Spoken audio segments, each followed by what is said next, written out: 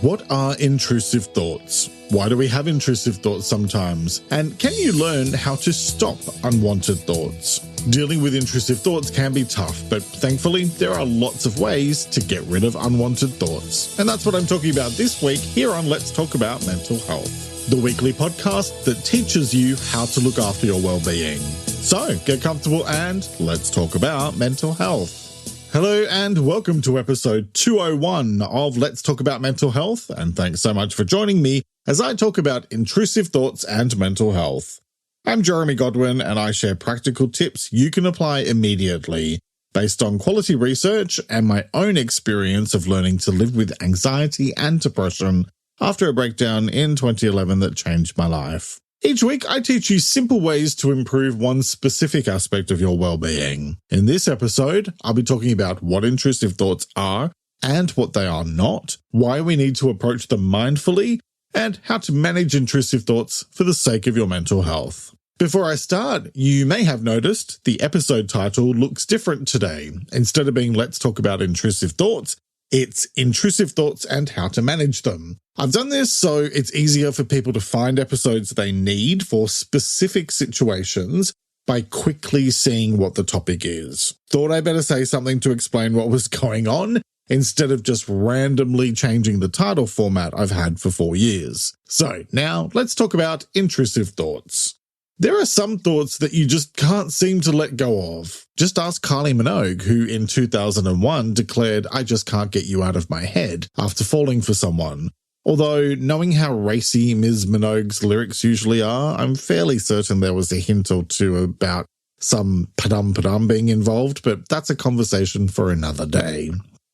Then, there are the kind of thoughts that just won't go away no matter how much you want them to, like how beanbags are just sofas without bones.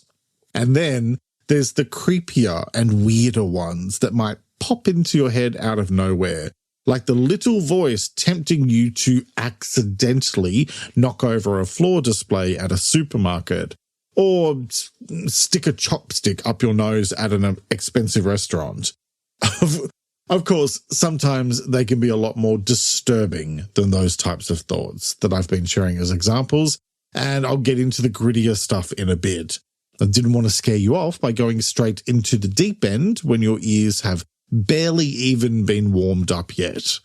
But the most important thing to know up front is this: thoughts are most definitely not facts, and there is nothing wrong with you. They're only thoughts, and if you have no desire to act on them, then they're not harmful. So let's get ourselves all singing from the same song sheet with some definitions. Let's talk about what are intrusive thoughts. Intrusive thoughts are those unexpected, sometimes unsettling, and often frustrating thoughts that can just pop into your head out of nowhere. Imagine this: you're having a lovely day, going about the business of being an internationally tolerated podcaster and sipping on a cup of herbal tea at a cafe while you write a bunch of silly jokes and random pop culture references from several decades ago. When suddenly a little voice in your head pipes up and says, "What if you just threw your cup against the wall?" Or, "Ever wondered what would happen if you just shouted out the word anus into this nice quiet cafe right now?" Now, I'm not saying that I'm the one who has had these types of thoughts from time to time, although I'm also not saying it. But intrusive thoughts can range from the harmless through to the potentially harmful, which often becomes more distressing or graphic. Now, the important thing to remember is that we all experience these thoughts from time to time. They're a completely normal part of the human experience. According to a 2014 study published in the Journal of Obsessive Compulsive and Related Disorders, nearly 94% of participants surveyed had experienced an intrusive thought in the previous 3 months, many of them related to guilt. And there's a link to that paper in the transcript, available for free at ltamh.com in English, Spanish, and Portuguese, just in case you're so fascinated by this topic that you can't wait to dive into a fact-filled journal article. So what makes these types of thoughts intrusive is that they seem to come out of nowhere, and they often don't align with our usual way of thinking or our values, making us question what's wrong with us for having these types of thoughts in the first place. And instead of making you wait to hear this, let me say right now that there is nothing wrong with you. There's a huge difference between thinking something involuntarily versus deliberately. Most of the time, these thoughts are completely harmless and they pass just as quickly as they came. The fact is, the thoughts are not facts. Yes, I'm aware that that's one of my bumper sticker phrases that I repeat over and over in this show, that and nothing changes if nothing changes. But there's a good reason why I say it so often, and it's this. It's what you do with your thoughts that shapes your reality. If you've seen the Barbie movie, then you'll know just how powerful thoughts can be. Not as strong as an idiot who's just discovered patriarchy and horses, but still pretty powerful. If you let your thoughts run the show, you can end up creating a big old mess, and all for nothing, because the bulk of the things you think are just random moments of cognition that happen because your brain is doing some processing and filing. Thoughts are also not your desires. Just because you think it, that doesn't mean you actually want it. They don't determine your character or always indicate a mental illness. These thoughts are involuntary, often appear unexpectedly, and don't necessarily lead to actions.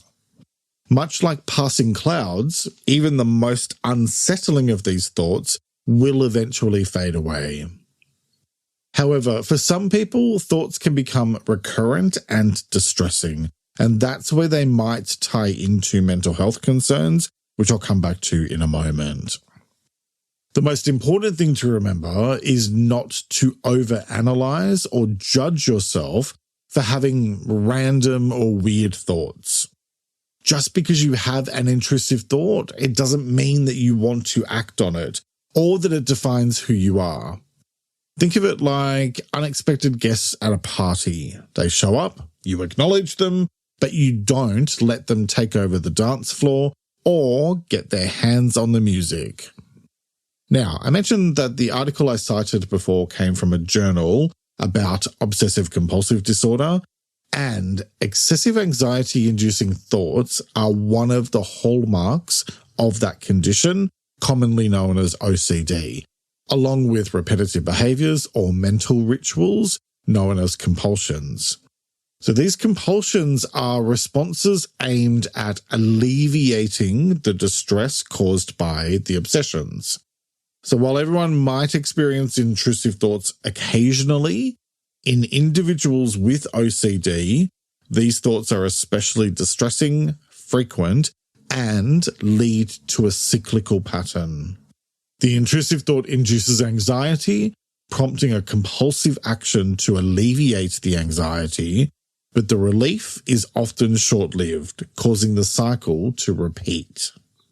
Despite recognizing that their obsessions might not be rooted in reality, the distress felt by those with OCD is profound and can significantly impact their daily life.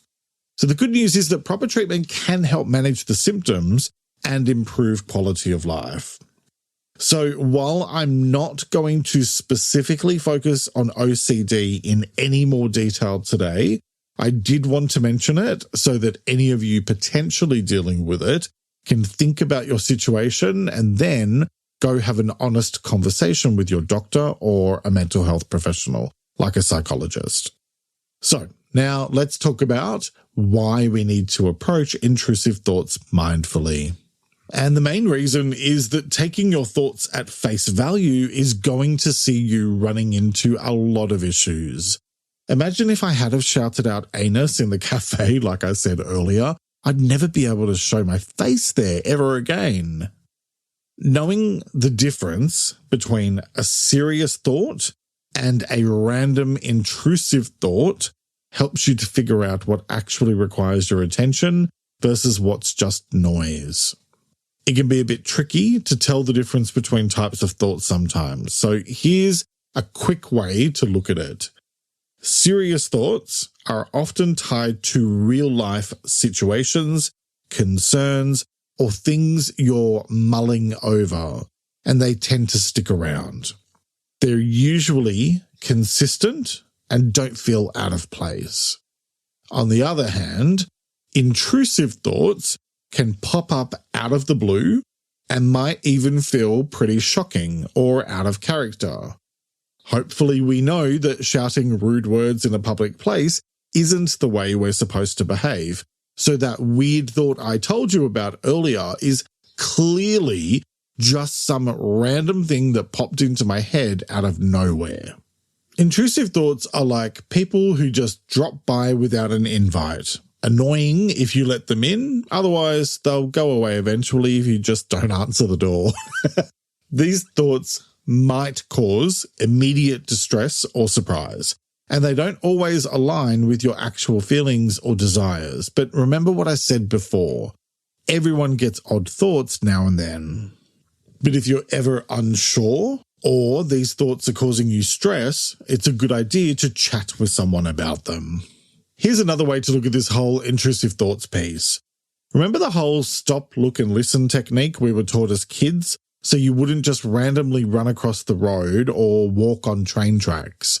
Approaching intrusive thoughts in a thoughtful and considered way is vital because of the profound impact these types of thoughts can have on your emotional well-being and overall mental health.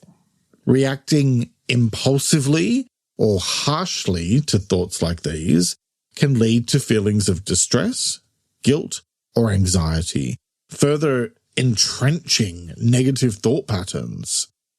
A considered approach, on the other hand, allows for understanding and acceptance, reinforcing the idea that these thoughts don't define your character or desires. When you stop to think about your thinking, you can begin to calm your emotional reactions and make way for rational thought so you can consider things in a much more balanced and calm manner. Beyond that, by addressing intrusive thoughts mindfully, you can gain better insights into your triggers, develop healthier coping mechanisms, and prevent potential spirals into deeper mental health challenges. In essence, a thoughtful approach not only reduces your immediate distress, but it also serves to cultivate your long-term resilience, as well as your self-awareness and understanding. The other thing I want to say is not to try to actively push these types of thoughts away or fight them. Why? Well, have you ever tried pushing a bully away or fighting them? Because it's like a red rag to a bull, and they'll usually come back 10 times harder. And intrusive thoughts tend to do the same. They're not real, but the more energy and attention you give them, the more real they can feel. So, much like a fire, you want to starve it of fuel so that it has no choice but to go out. There are lots of different tools and techniques that can help you learn how to stop intrusive thoughts in their tracks and also to help in dealing with unwanted thoughts. So, how do you do that? Well, let's first take a quick break to hear from the brands who help me create this show each week. And welcome back. Now let's get into the how-to part of today's episode and let's talk about how to manage intrusive thoughts for the sake of your mental health. And let's start with pause. You know, C+C Music Factory were quite right when they recommended in 1990 that you pause, take a breath and go for yours. Because sometimes you just need a moment or two to take a break and reset your focus. Something that I often tend to do by simply closing my eyes and reciting random song lyrics like Gonna Make You Sweat, which I just quoted, and other such songs that serve to remind me I'm officially old. You can either react and then deal with all the hullabaloo and kerfuffle that comes with that, or you can take a moment to just settle yourself before you do or say anything. I also talked about other ways to do that in episode 198 about emotional regulation. One way to do that is with my next point, breathe. And I sure do like to recommend this breathing business a lot, don't I? I mean, it's so good that your life depends on it. So bad. Seriously though, the simple act of converting oxygen into carbon dioxide takes on a totally different meaning when you turn your attention to it and do it consciously. Because it becomes a simple way for you to control your nervous system and calm yourself down. Take a deep breath in, hold it gently, exhale slowly, wait a moment, then repeat the cycle. Do this for a minute or two, and you'll find your blood pressure decreasing and your rational thoughts starting to rejoin the conversation so that you can look at things more objectively. Once you're thinking more clearly, move on to my next tip: label the thought as just a thought. Now, bearing in mind that my whole brand is basically all about taking mental health stuff and making it A, practical, and B, simple, I'm going to make this point about doing the simplest thing that you can possibly do, and that's to just label the thought as a thought to remind yourself that it's only a thought. Why? Because thoughts have no power over you unless you give them power. And so when you do this, you're reminding your brain who's running the show. By labeling thoughts as just thoughts, you create a distance between you and the thought, reducing its power and the intensity of the emotions attached to it. When an intrusive thought arises, mentally say to yourself, "This is just a thought," and let it pass. Another way to detach yourself from the thought is with my next tip: create a stop signal. And this is as simple as having a word or phrase in your head that serves as an interruption to halt the progression of an intrusive thought. So when an intrusive thought emerges, visualize a stop sign or mentally shout "stop," which can break the cycle of the thought. Depending on the mood I'm in, I might do this using a song. I tend to either go with "Stop, Hammer Time," or I'll begin reciting the Spice Girls by saying "Stop right now, thank you very much."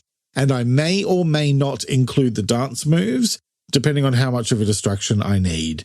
Yes, I still remember all the moves over 25 years later, and I won't be apologizing for that. Okay, so speaking of distractions, my next point is use distraction techniques.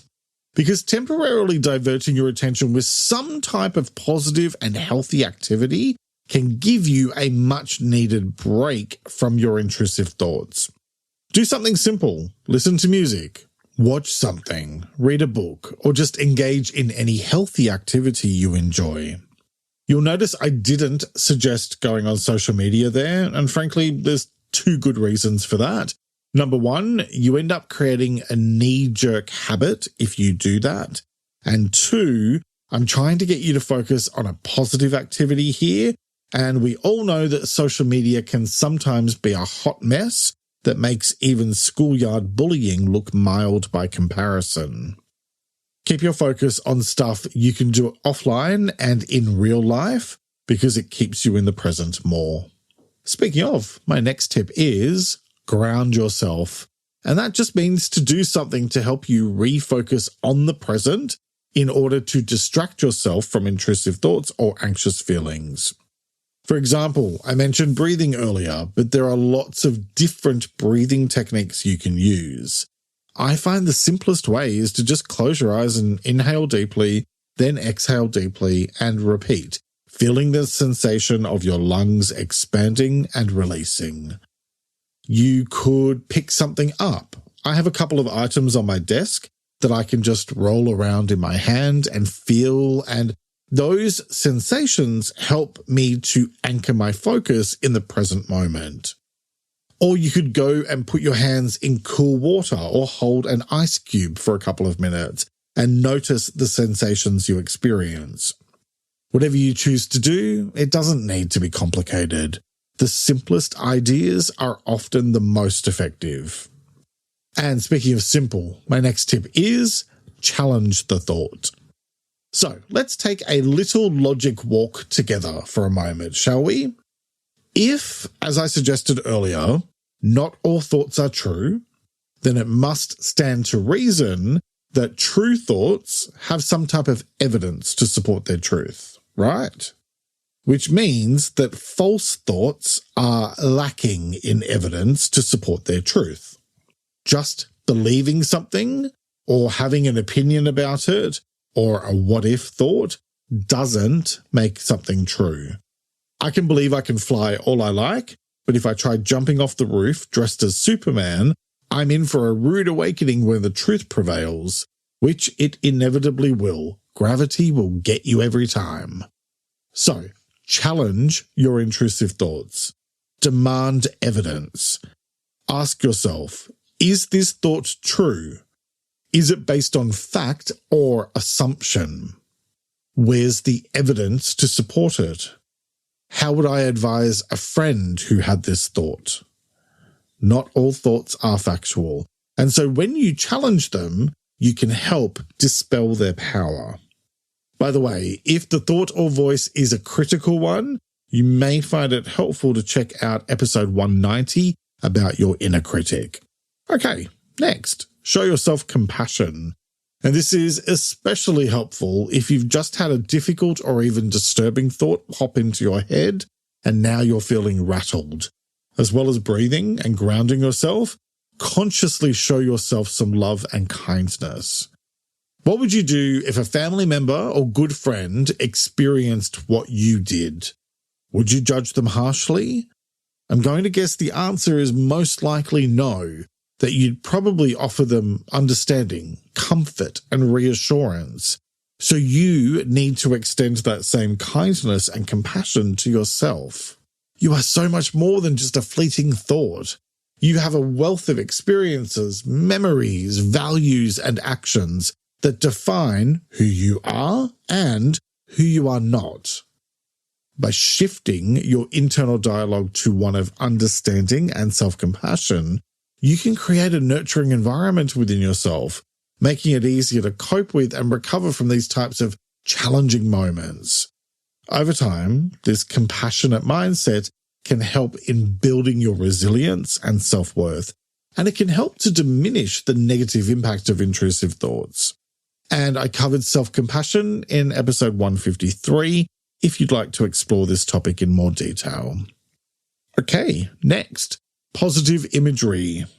Some intrusive thoughts can be distressing, so replacing upsetting mental imagery with positive and calming images can redirect your mind and reduce the emotional impact of the intrusive thought. So when a negative thought arises, consciously replace it with a comforting or favorite image, like a serene beach or a happy memory. You can also apply this idea to positive visualization around whatever it is. By picturing positive outcomes or scenarios in your mind, your brain can shift its focus from negative to positive imagery. Okay, next, limit your exposure to negative media. And this is a bit of an extension of what I said before in my rant about social media. Constant exposure to distressing news or entertainment can heighten anxiety and trigger intrusive thoughts. I mean, you're hardly going to calm your brain if you're watching a zombie film where brains are being eaten, are you? Be mindful of your media consumption. What you consume has a direct impact on your physical, mental, and emotional well-being. So consider taking regular breaks from distressing content if you're struggling with intrusive thoughts. Okay, next, journal. Because writing down your intrusive thoughts can provide a sense of release and can also offer clarity when thoughts feel overwhelming. Plus, over time, you might see patterns or gain insights. Next, seek professional help. Like I said earlier, intrusive thoughts can be a symptom of underlying mental health challenges. So reach out to a therapist or counselor if your thoughts are distressing or persistent. And I'd also encourage you to focus on my next point, educate yourself. Because the more you know yourself, the more you know yourself. Understanding the nature of intrusive thoughts can diminish fear and uncertainty, so read articles and books or listen to professionals discussing the topic. Knowledge can be empowering and comforting, especially if the situation feels overwhelming. And you can find tips on how to stop feeling overwhelmed in the moment in my latest video. It's out now on YouTube and Spotify, and it's linked in the episode description. Because when it comes to intrusive thoughts and mental health, what it all boils down to is this. Everyone gets those unexpected and sometimes weird thoughts every now and then. It's just part of being human. But here's the thing. Those random thoughts don't tell the whole story about who we are. Our real selves are shaped by our actions, the memories we make, and the love we share. So when these odd thoughts pop up, show yourself some kindness and remember all the good stuff you've done and the amazing person you are. And remember that every bump in the road, including these types of thoughts, just serves to make us stronger. The choice is yours, as it is with all things related to your well-being. So, what choice will you make today? Each week I like to finish up by sharing a quote about the week's topic, and I encourage you to take a few moments to really reflect on it and consider what it means to you. This week's quote is by an unknown author, and it is, "Thoughts will come and go. Let them." Let me repeat that. Thoughts will come and go. Let them. All right, that's nearly it for this week. Next week, I'll be talking about time management. I think it's safe to say that we all lead busy lives, and very often we can find ourselves juggling 1,000 different things at once, and that's on a quiet day. Over the years, I found that having solid time management strategies in place and sticking to them plays a critical role in managing my anxiety and allowing me to get on with my busy work life, not to mention my personal life, without going into a total meltdown or becoming so overwhelmed that I end up in shutdown mode. It's one of those self-improvement things that we can all benefit from working on, no matter what your situation is. So next time I'll be talking about what time management is, why good time management is essential for your mental health, and how to manage your time in an effective way for the sake of your mental well-being. I hope you'll join me for that episode, which will be released on Sunday, the 22nd of October, 2023. You'll find more mental health content on my YouTube channel and in my weekly newsletter, Thursday Thoughts, plus on my 2 Instagram accounts, LTA Mental Health, and it's Jeremy Godwin, where I post extra content daily. And if you'd like to support my work and get ad-free episodes and bonus content, as well as access to episodes a week before everyone else, then become a supporter on Patreon. You'll find all of those linked in the episode description and in the transcript at ltamh.com. Thank you very much for joining me today. Look after yourself and make a conscious effort to share positivity and kindness out into the world, because you get back what you put out. Take care and talk to you next time. Let's Talk About Mental Health is an independent program proudly produced by Reconnaissance Media, helping you find meaning and gratitude. For more information, visit reconnaissancemedia.com.